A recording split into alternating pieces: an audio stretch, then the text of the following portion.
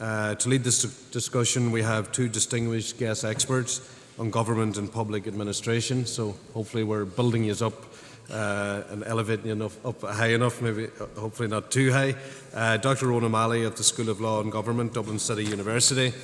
And also we have joining us Dr. Richard Boyle, who is Head of Research, Publishing and Corporate Relations at the Institute of Public Administration. I propose that each of our guest speakers take 7 minutes, which should leave close to an hour for contributions from the floor, and we look forward to your input. I first call on Dr. Ronan O'Malley. Owen has authored and co-authored many research papers on various aspects of Irish politics and government, written books on how Ireland is governed, and has edited collections of studies on related topics. He is a very respected contributor to debates on political reform in Ireland. So, Owen, I hand it over to yourself. Thank you. Thanks very much, and thanks for the opportunity to speak to you. I'm going to speak a bit about the theme of the conference, the future of work, and what the future of work in the public sector might look like. If we think about, imagine you were walking outside and you saw a piece of litter on the ground. How many of us would pick it up? Probably not many of us would, possibly for good reason, maybe for hygienic reasons. If you were in your own local park and you saw it, would you pick it up? I hope that most of you would, because you're representatives of your area and this is what you should care about. If you were walking through your garden, would you pick up a piece of litter? You almost certainly would, because it's your garden, you own it. And when we think then about who we'd expect to pick up that piece of litter in their own work, one would hope if it was in the Royal Hospital of Kilmainham that the grounds maintenance man or woman would do so, because that's their job, that's what they're meant to do. You'd also like to think that the person who is in charge of the whole of the Royal Hospital Kilmainham would as well, because creating a nice atmosphere and a good appearance for the building is important for the goals of the whole organisation. And I think one of the things that we should be thinking about when we're thinking about the future of work in the public sector is whether people have ownership of the goals in the public in their jobs. So about 20% of the working population work in the public sector in most countries throughout Europe and even in North America. And we can see that those that work in the public sector are increasingly of a professional grade. You don't get as many sort of cleaners and things working directly for the public sector. Most people work at the professional grade. And professionals tend to have some sort of ownership of the goals of an organisation. So, for instance, doctors and nurses have an interest in the clinical outcomes, in making patients better. They're aligned with the goals of the organisation. And imposing controls upon them very often leads to perverse outcomes, perverse failures. So, for instance, we saw in the late 1990s and 2000s in the Blair governments in the UK, when you introduced targets, waiting room targets in hospitals, the medical staff responded to those targets quite rationally by introducing things called hello nurses. So when you walked into a hospital, you'd been told that everybody had to see somebody within 10 minutes of entering casualty. And so they had a nurse standing at the door saying hello, and showed you to your seat. There was no clinical exchange there, but they satisfied that target. Now, the nurses and doctors knew that this wasn't satisfactory, the patients knew that this wasn't satisfactory, but it happened nonetheless, because you had imposed controls over people who were professionals. So what I'd like to suggest to you, which is probably kind of unusual, is that one might look to academia as a sort of model of how we think about how people should be working in the public sector, assuming that these are professionals. Academia is obviously not usually held up in great regard, and for very good reasons. We're kind of lazy and don't do very much. But it is unusual in that it has an almost complete absence of control. They're trying to introduce some control and they will backfire, I can guarantee. But it's unusual in that you have a system where people are almost completely performance-based. So it doesn't matter if you've been sitting in that office for 25, 30 years, you're not necessarily going to get promoted. You'll get promoted if your research output, if your teaching is good and has some sort of impact. So there's nothing to stop somebody promoting, and it regularly happens in better universities that a 24-year-old woman will be made professor very early on in their career. It's also unusual in that there are very few controls, but there is very strong, what you might call, hierarchical monitoring or accountability. So nobody really looks at what I do, but yet I still seem to do a 60 or 70 hour, or I think I do a 60 or 70 hour week, I probably don't. I still consider myself as kind of reasonably hardworking. Why don't I sit at home and watch daytime TV all day? I could. Probably it would be years before anything actually happened to stop me doing so. And even then, they'd find it very hard to fire me. But I don't. I get up early in the morning and try and work hard and produce, be productive. And one of the reasons is because of peer review. I want the esteem of my colleagues, and that is important for me.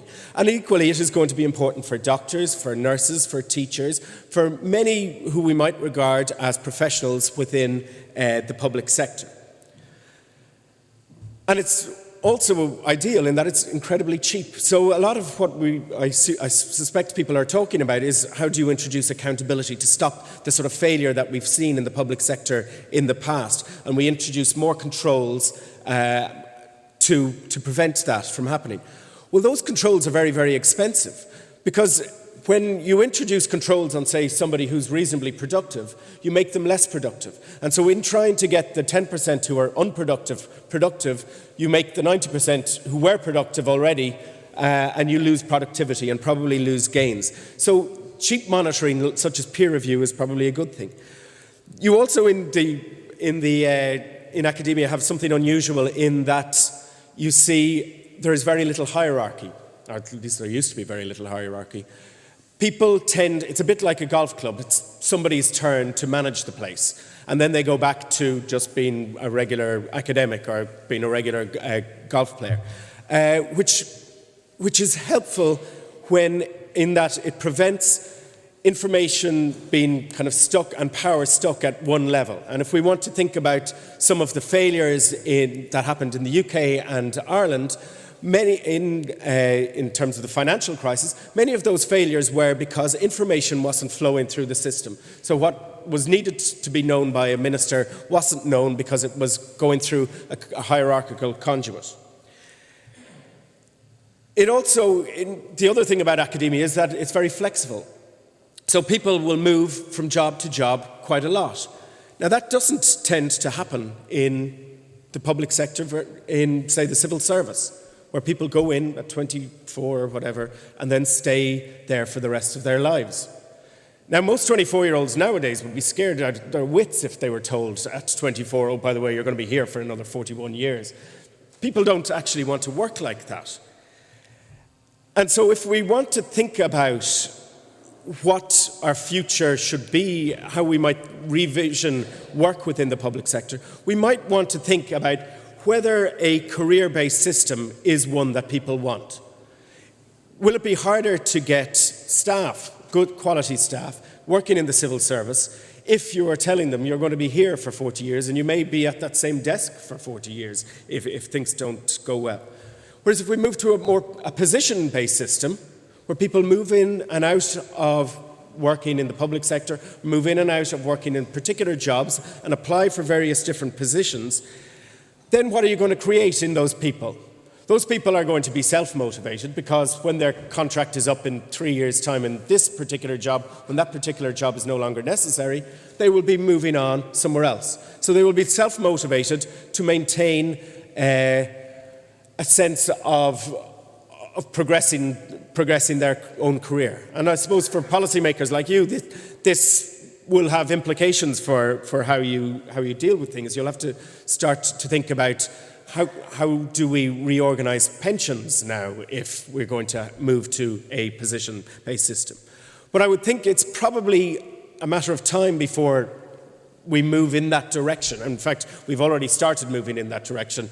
But, and I think it would be something that would be important and useful, because it will create within the public sector a much more flexible, much more responsive and probably more resilient public sector that will be able to deal with the increasingly wicked sort of policy problems that we are going to be facing in the next 10 years, and it will allow us, it will strengthen our ability to deal with those. Thank you.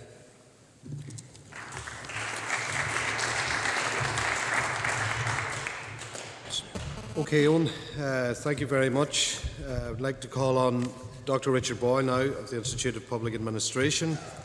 Dr. Boyle is the author of many research papers, consultancy reports and books on various aspects of public service management.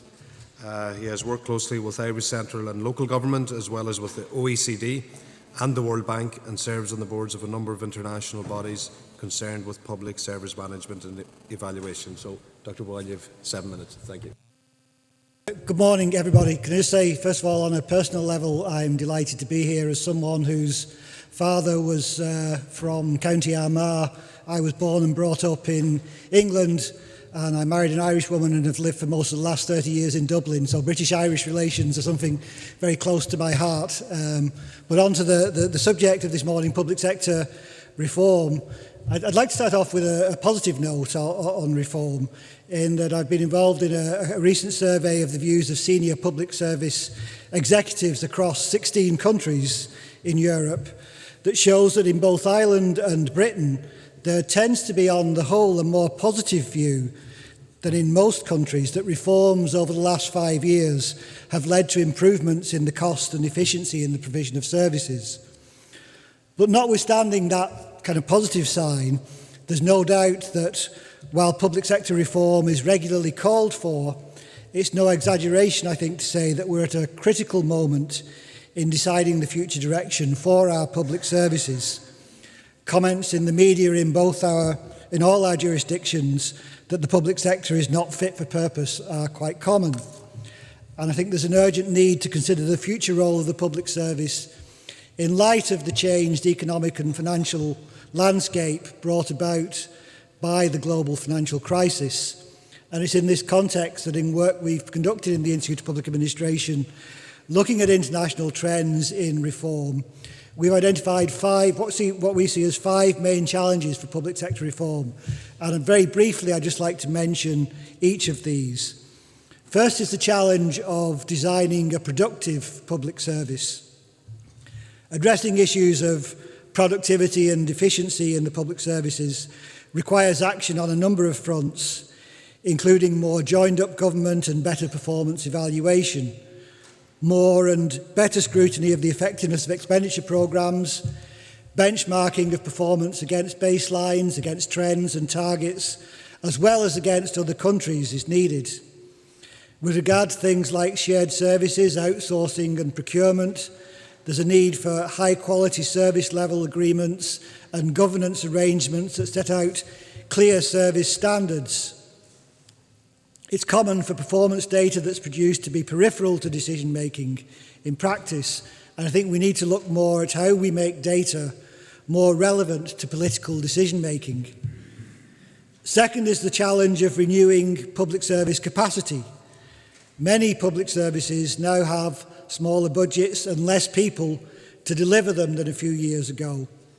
Many of the more experienced people have left on early retirement and not been replaced. Sometimes the number of young people coming into the system has been restricted by staffing limitations and so on. And this changed environment demands better leadership and management skills from public servants and a clear understanding of the priority capacities needed in the sector to provide policy advice and run necessary services.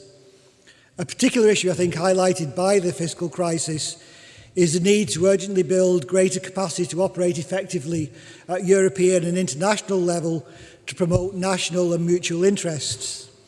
Another key capacity issue is that of the top level in government departments and agencies. And I think British experience with introducing non-executive directors on departmental management boards is one example of a model to bring new thinking to bear at top management level worth further investigation. Third is the challenge of implementation. There's a widespread perception of an implementation deficit in respect of public sector reform, and this is evident at past efforts at reform.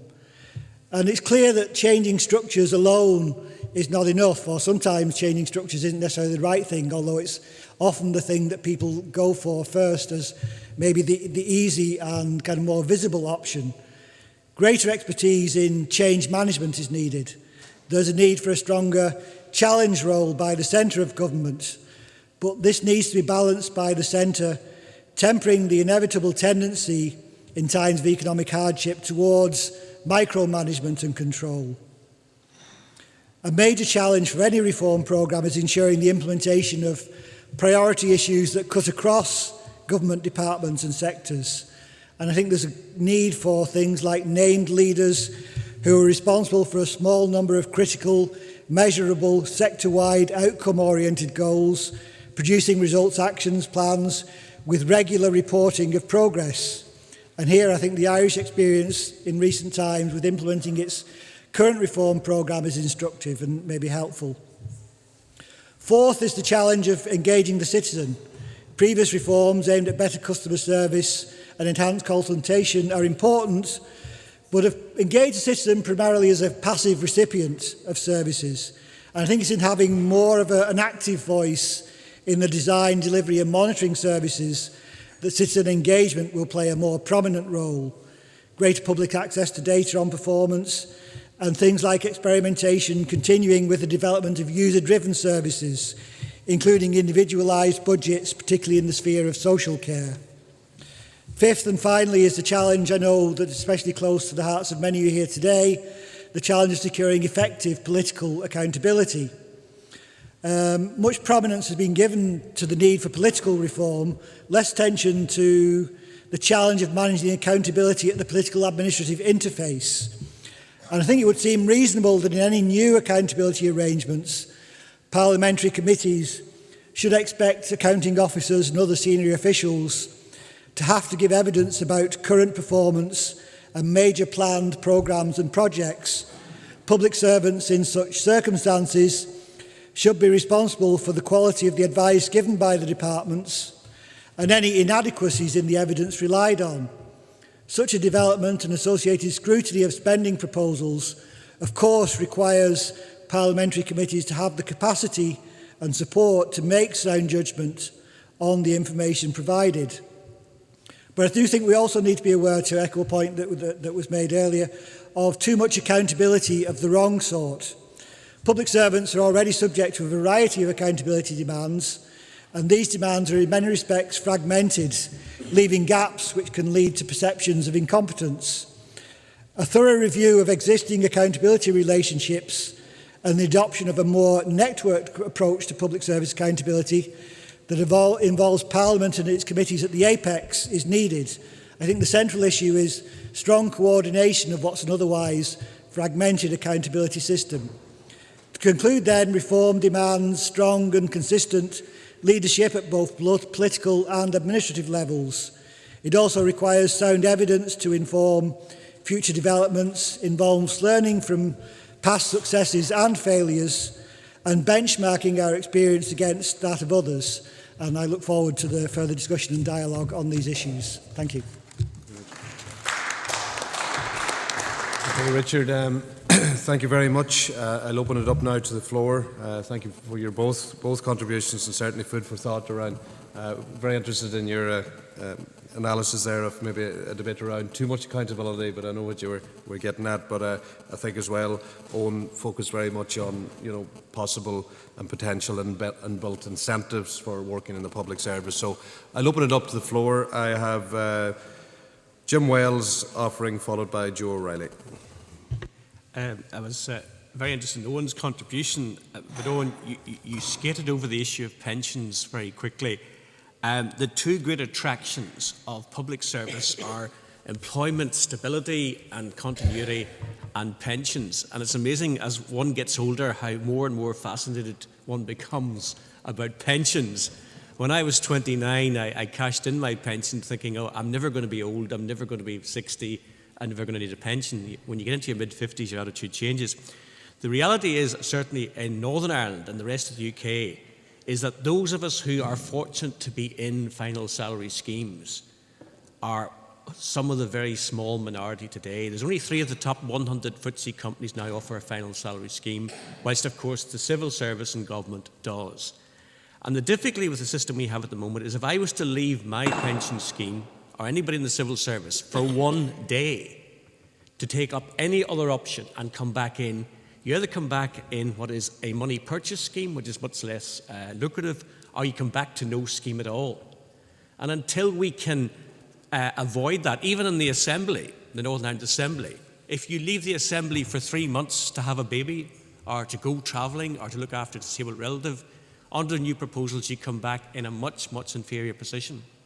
So until we can guarantee that people want to take the flexibility to move out into private industry or various spheres and then come back in, they will never ever move if you have this huge sort of golden handcuff situation. And as final salary schemes disappear rapidly from the private sector and will soon disappear, I think, from much of the public sector, those who are in will hold on for grim death to the final day. Why would they leave? How could they afford to leave? It wouldn't be unusual to have to pay £250,000 to buy a similar scheme on the open market as you'd get in the civil service. So I don't know what the situation is in the Republic, but if it's similar, then you're not going to get the flexibility you need. Thanks, Jim. Joe O'Reilly, followed by Jim Dobbins. Thank you, Chair, and thanks to our 2 guest speakers for what is an important session.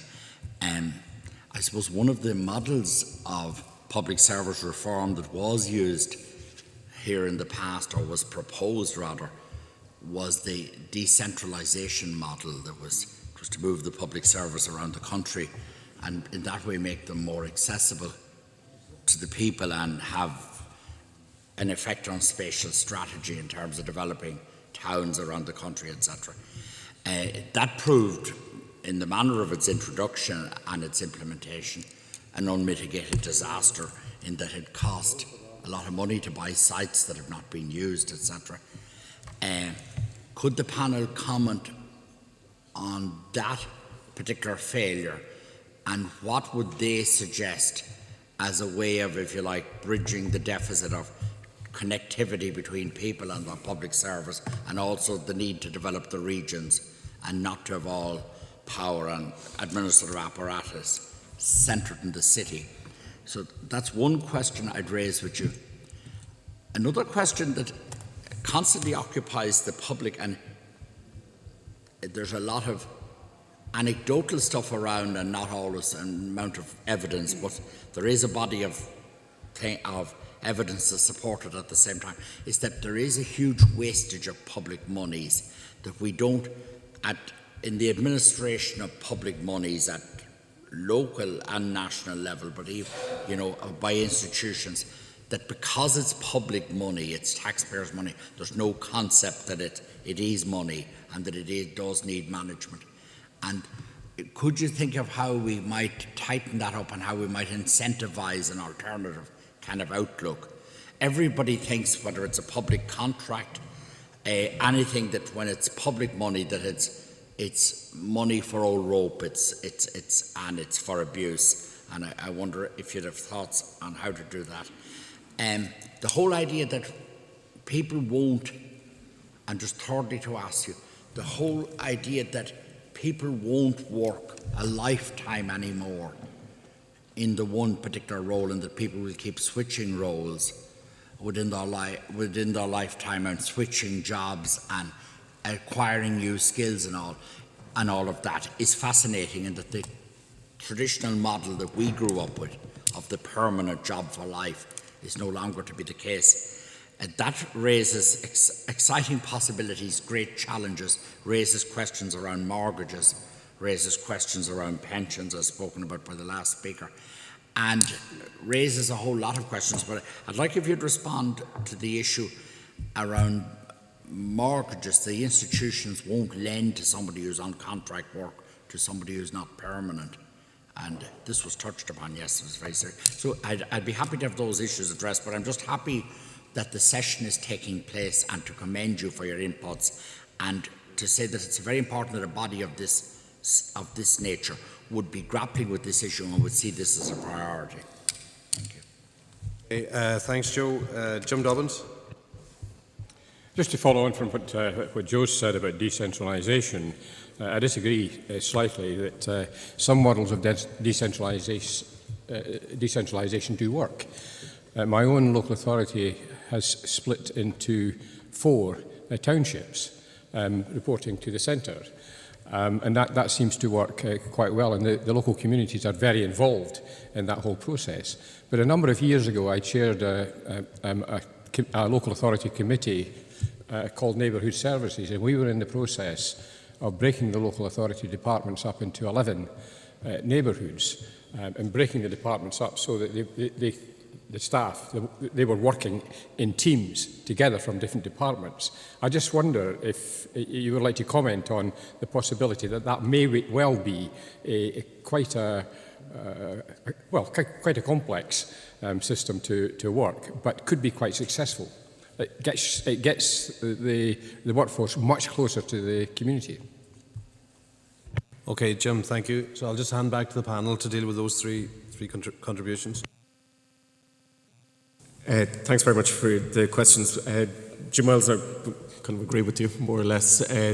They are golden handcuffs, and people do like pensions and they do like security, but I think it is a serious problem that does need to be addressed, and that security can tie you down and doesn't allow you to do things, doesn't allow civil servants or public servants get experiences that we might want them to get by moving in and out.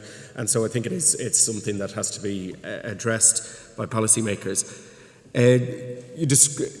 Joe O'Reilly described decentralisation as an unmitigated disaster in Ireland, and I suppose it's difficult enough to disagree with that assessment, but I don't think I agree with Jim Dobbins that it is not decentralisation was the problem. I think it was the kind of rather cynical way in which it was introduced. It does make sense to decentralise certain services outside Dublin or London or Belfast. There is no need for driver's licences to be all processed in the capital city, for instance. But I suppose it does raise a bigger issue about when you are moving policy-making advisors outside the city, then it's harder for them to interact. And there has been, within Ireland at least, some talk about separating out the policy-making capacity and the implementation capacity.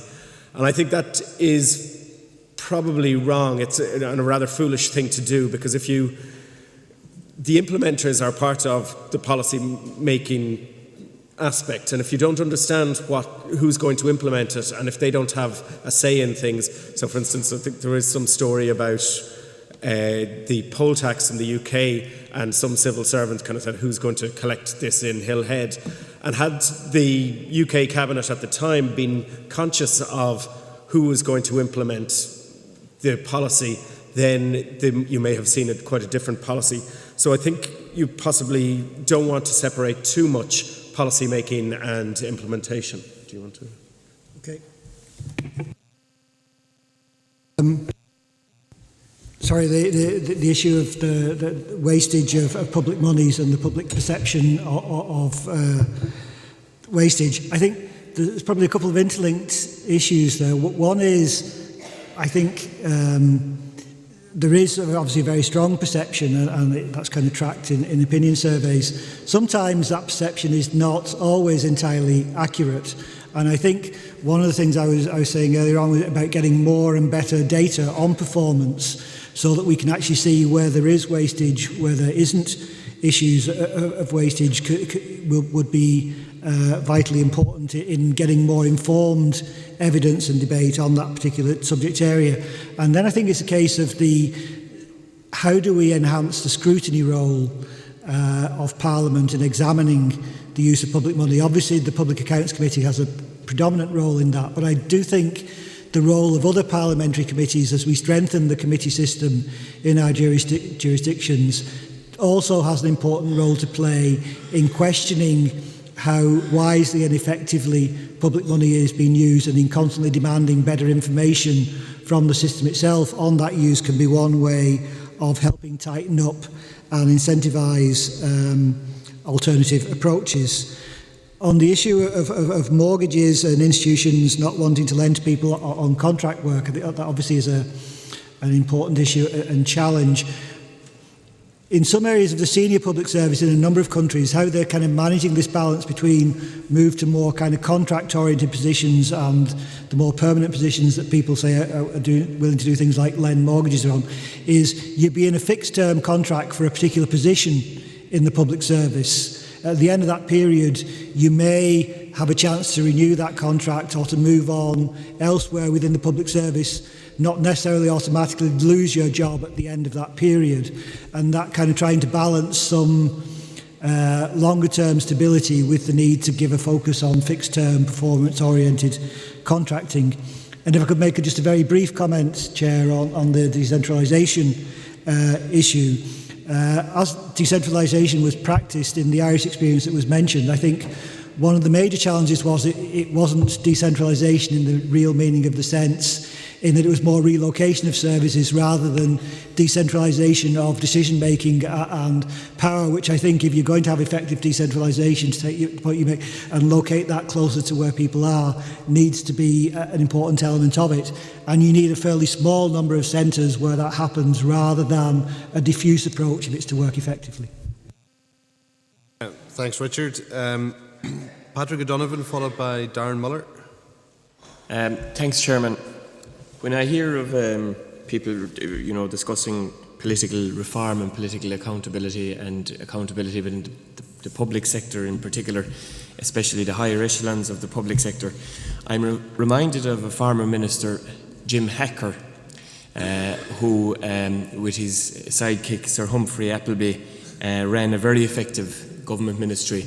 So much so that they had at one particular time a hospital with 400 people working in it, no patients. And rather than actually dealing with the issue, the minister skirted away from it. The senior civil servant was promoted and everybody was left in situ.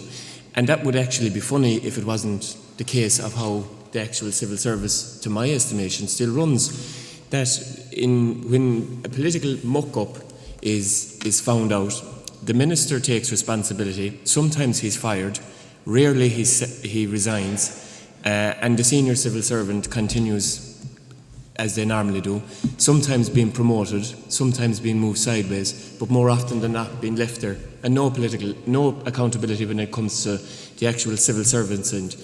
And it's interesting, and we were just talking there during the presentation, I can't recall, certainly in my lifetime, a public servant being dismissed for incompetence or inefficiency, or making a bad decision, or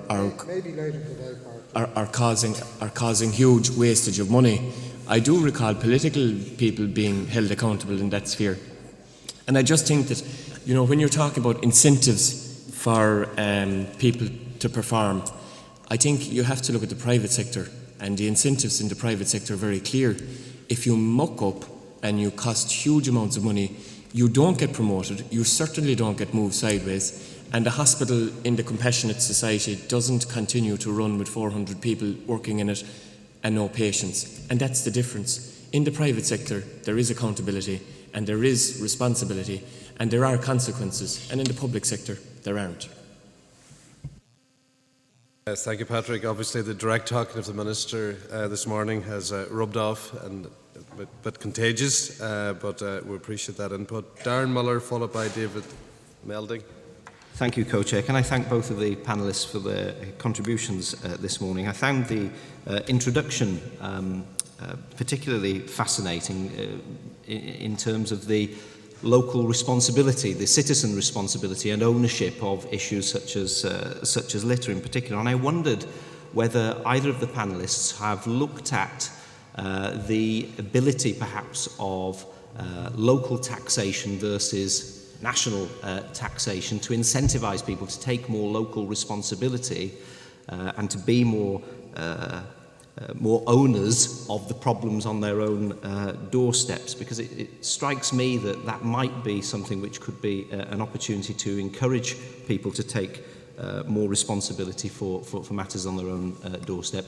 The issue, of course, is ensuring that there's some citizen voice, some citizen choice and influence and control over the sorts of services which are provided, so that they can determine if they're going to take more responsibility themselves, if that then leads to a reduction in their local taxation, but they can influence and make a decision about that, then I think that there may be some opportunities there for governments.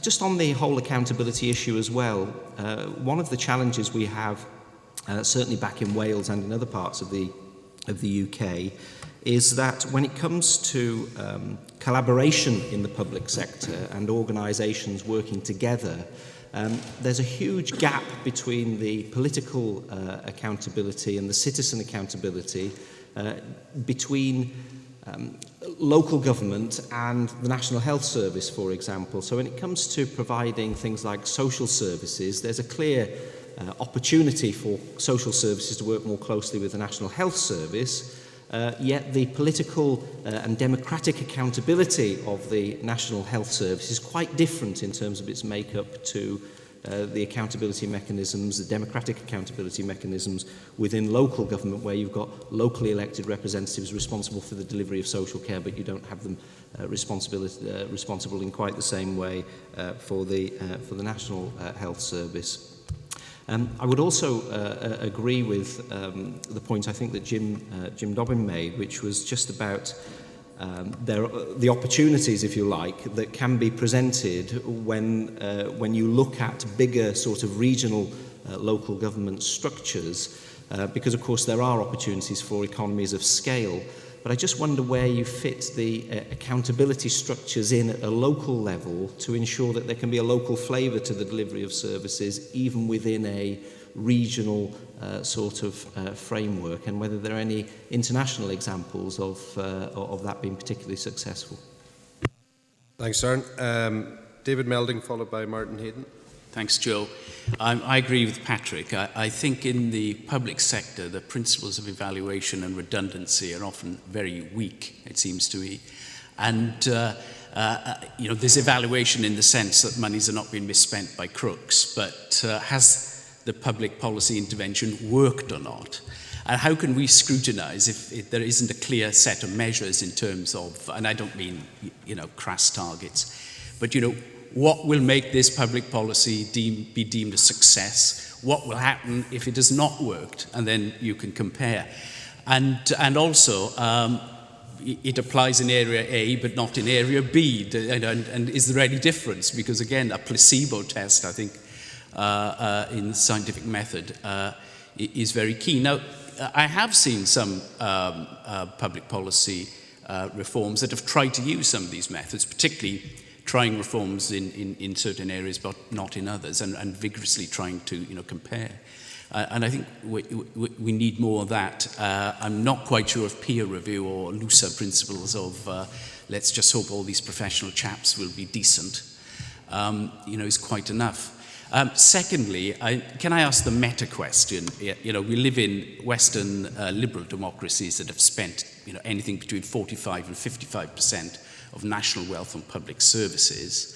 Now, we've been shriven a bit by the financial crisis, but we've got globalization going on, which means a lot of competitors now will be spending 25%, 30%, like China and the new economies.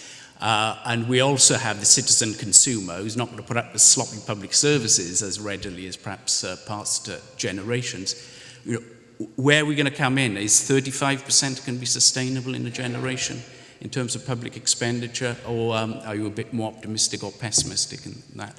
And there are a lot of people writing about this now. Vito Tanzi, the great Italian economist, says we'd be lucky if we can hold our public to giving us 35% of national wealth to spend on public services. Thanks, David. And our final contributor is Martin Hayden. Thanks, Chair, and I'd like to thank the gentleman for a very interesting presentation this morning. I make the following comments, mindful that any change or improvement in performance by public and civil service, even on a small scale, by its nature, stretched around the country, would have massive positive impact for this country, no more than it would across the border or across the sea. In relation to the issues of wastage, I think a very important move that government is making at present here is around centralising procurement, because I think procurement is something we've been very poor at. And if you look at local authorities, I was shocked when I became a county councillor 5 years ago to see how poor our local authority was at getting value for money. And I do think that's an area, by centralising it, if we can get it right, big savings can be made. But I want to talk just about the area of motivation of staff, and I apologise to all public and civil servants who are in the room at present. I accept this is completely huge generalisation, but I would say morale in general in the public and civil service is quite poor as a huge generalisation. I would say, the moratorium on recruitment ban, the Crow Park, Haddington Road, has all had its impact, where public servants and civil servants have been asked to do more for no great increase, and they feel, maybe they don't feel that their role has been appreciated to the same extent. But it does touch on what Patrick is saying about the carrot and stick and how you can get the best out of it. I had a local situation in my health service locally where there was very significant costs in relation to what the local health service was spending on taxis. A local government programme, rural transport network, needed to get more people onto their buses, and they looked to engage with the local HSE to set up a clinic so that they could bring patients to a certain clinic, make huge savings on the taxi side, be a major help to the rural transport network. Everyone was going to be a winner. They encountered huge difficulties because the person in the HSE would have caused them extra work to do this, and there was no incentive for them to bring about this. It wasn't going to make any difference to their pay packet at the end of the week, and eventually there was some progress made, but not nearly what there could have been. And the fact is that there was no incentive for that person. Whatever incremental increase they were getting anyway, through increments, not performance related, and irrespective of if they saved the state thousands of euro or cost the state thousands of euro, their job wasn't going to change. They still work 9 to 5, Monday to Friday, and I think it's getting a balance between that rewards for doing stuff well, and having a way of being able to mark that and being able to reward people for doing stuff well, and equally when the job hasn't been done well, being able to recognise that and ensuring that that those people do not move up the chain and are not rewarded for poor performance as well. Thank you, Martin. And just before handing back, can I just maybe get both of your thoughts on public meetings are quite an important component of the political process in this country anyway, and usually it's a case that politicians turn up to public meetings on their own. It makes for good copy in the local press, a bit of blood on the carpet at the meeting itself. Could I just ask, would it be helpful if people or individuals in public administration were encouraged to attend these public meetings, be it in the area of health or be it in the area of whatever the issue? I mean, you could list them, whatever the public meeting would be, but public meetings it's a venting exercise, but the people that should be in a position to explain exactly what the story is are never at it. It's just the politicians. So I'm asking, would it be helpful if people in public administration, not making it mandatory, but if they were encouraged to attend these meetings along with the politicians? So, thank you. Just pass that hospital that you're talking about. It was the most efficient hospital in Europe, and it won an award, which probably goes some way to show that when we look at how things are measured, we have to be very, very careful, because very often this hospital with no patients might win awards for efficiency and things like that. You kind of talk about, we talk about failure and how we kind of get what works and how do we deal with failure. I think we want to be careful that we don't punish too much reasonable failure. So inevitably, in policy making, you're going into uncharted territories. Nobody knows if, for instance, in climate change, if you introduce policy X rather than policy Y, which one is going to work. We can try and gather evidence to make better guesses, but they are essentially guesses. And so if we are going to punish policymakers for failure, then they're not going to really try anything, and they will do the safe thing. And so somebody kind of talked about public procurement. And there's an issue of public procurement, say, for SMEs, where civil servants seem to be reluctant to give out procurement contracts to small and medium-sized companies. And one of the reasons is because if something goes wrong, they do feel they'll get a barracking from the minister or from TDs or MPs, and so they give it to the IBMs of the world because it makes for safe work. And we also see in procurement, I think Martin talked about kind of centralising it all. You do then tend to move away from the actual end users. So for instance, my only experience of public procurement being centralised is that now where I used to be able to go onto Ryanair's website and book a flight for myself and do it all in 15 minutes, I now have to go through a centralised website which takes over 2 days to book a flight. And it's all based on the assumption that I was out to steal from the state. Most people aren't. If they have some sort of ownership in the goals of their organisation, they won't be out to steal from the state. And I think it's a mistake to assume that public servants are just trying to don't regard the money, that public sector money, as real money. It's like it's somebody else's money. And so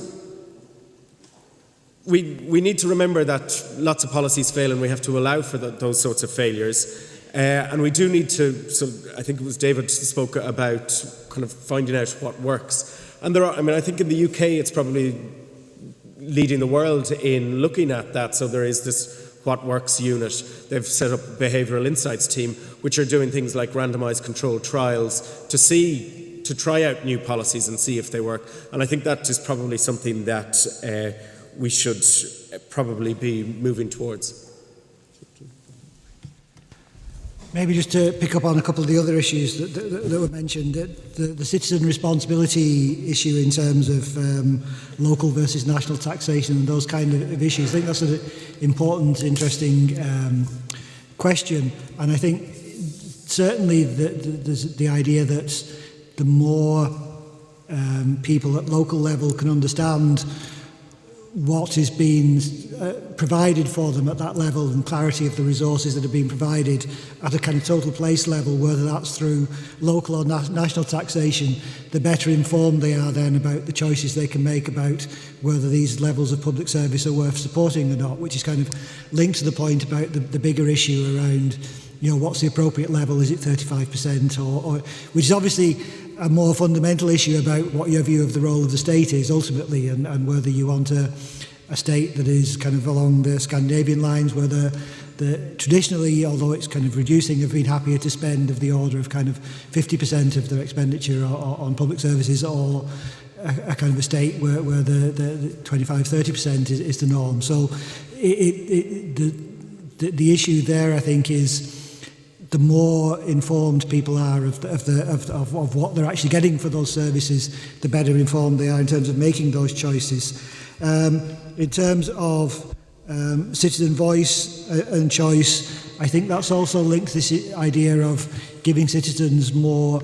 I kind of mentioned earlier in the short presentation, kind of the individualised budget kind of a initiative, particularly in the social care area, where people then have the resources themselves to decide how they want to make use of, and which services they want to make use of. And those kind of initiatives, I think, are very much to the fore in giving citizens more of an actual voice in the delivery of public services. The motivation issue, I think, is clearly a crucial challenge. And I think you're right that there is because of the nature of the cutbacks in all our services in recent years, and the people who are left feeling that they're being left with doing more to do, kind of less pay, less time, resources, the motivation and morale issue is a major challenge. And it's one that can only be addressed by a mixture of ways of approaching that, given that the financial resources are not available to kind of say we're going to kind of change. So what can be done on the non-financial side, in particular, in terms of things like job design, to give people kind of more ownership and greater clarity of understanding. There's certainly a lot of international evidence that the clearer people are of the goals that they're meant to be achieving, the more regular feedback there is to them on how well they're performing, the greater the chance of motivation actually improving, even in kind of difficult circumstances. So there are certain things that can be done, but it certainly, I would agree, it is a major challenge. And then just finally on your point about public meetings, and should public servants kind of be encouraged to attend, my short answer would be yes. And certainly I know in some places where that does happen, and I think clearly in terms of being informed about the concerns of people on the ground, it's obviously very helpful in those kind of situations for people to actually hear firsthand and bring that back to their own work situations. There's no reason why they can't attend. Okay, members, thank you. I would like to thank the panellists, and you'll be hopefully staying with us for the next while, and you're welcome to just to sit on there because we're wrapping up. I would like to call on Andrew Rosendale to move the adjournment. So, Andrew. Thank you, Mr. Co-Chairman. My Lords, ladies, senators, members of Parliament, friends, may I, on behalf of all of us, move the adjournment today, but in doing so, offer my heartfelt thanks to all those that have made this plenary session and British-Irish Parliamentary Assembly here in Dublin such an incredible opportunity for all of us, for the warmth of the hospitality from our Irish hosts here in Dublin, and for the amazing programme that we have enjoyed and learnt so much from, particularly coming here to such incredible surroundings here at the Royal Hospital, and to learn so much history, common history shared between our two nations. Of course, the highlights of the last 2 days have been the speech by the Taoiseach, Enda Kenny, and the comments that he made, which were inspiring. Also, the very moving visit that we all took part in to the Irish National War Memorial, where we witnessed the laying of the wreaths by yourself, Mr. Chairman, and by Co-Chairman Lawrence Robertson. That was a very moving experience for all of us, reminding us of our shared history and our common sacrifices in the cause of freedom over the last century. The dinner at Farmley yesterday evening was the highlight, of course, of our 2 days here in Dublin, and thank you to all our hosts for making us so welcome and for organising such a splendid occasion. The debates, the speeches and the discussions have been particularly inspiring, a frank exchange of views on all sorts of issues and opinions on issues affecting both our countries, and I think we were all particularly entertained for different reasons in hearing the Chief Executive of Ryanair when he spoke to us yesterday. But of course both Ministers Brian Hayes and Brendan Howin gave excellent explanations about their roles and about areas of public policy. I again thank our wonderful Irish hosts, those of us from the United Kingdom, and particularly the clerks and the Secretariat of BIPA, both in the UK and here in Dublin. They have done an excellent job. We have been extremely well looked after, the height of professionalism, and we thank them sincerely for all they've done to make the last 2 days so worthwhile and successful. We of course very much look forward to welcoming everyone back to the United Kingdom in October, where our next session will take place in Kent, and we are visiting Ashford and of course going over across the English Channel to Flanders to look at the history of the First World War as we remember that anniversary this year. So we very much look forward to returning that hospitality when I hope that all of you will come to London and visit Kent and to take part in that plenary session later in the year. Ladies and gentlemen, again I thank you all for your attendance. In proposing this adjournment, of course, I must also thank our excellent chairs, Joe McHugh and Lawrence Robertson, for conducting the proceedings so well and so efficiently, and giving fair hearing to all sides of whichever argument one may come from. There's no doubt that Britain and Ireland have so much in common. Our heritage is very strong, and I believe that we are one family, a family of two nations sharing the same region of Europe, and I look forward to strengthening that relationship in the months and years ahead. And today I believe we can look back on the last 2 days and say we've actually made a great step forward in building that stronger and close relationship and that friendship that we share and cherish so much. Thank you very much indeed.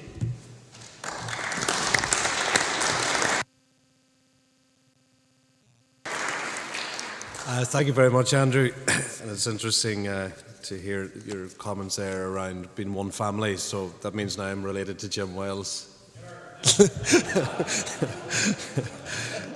But thank you very much, Andrew. We appreciate your contribution there, and also we certainly look forward to the return leg in Flanders, and certainly, as Atisha said yesterday, it's going to be poignant, and I also believe that we have to take on board what John Scott has suggested, that it's not just one-off events. There has to be a programme, a comprehensive programme, and certainly right through to 2018, and I think the steering committee is going to take that on board, those suggestions.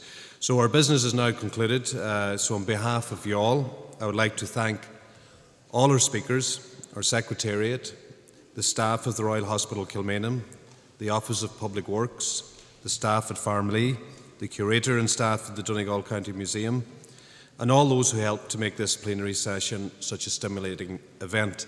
I would also like to thank the reporters, our media personnel, and I would also like to acknowledge Maurice Kerwin down here and Richie.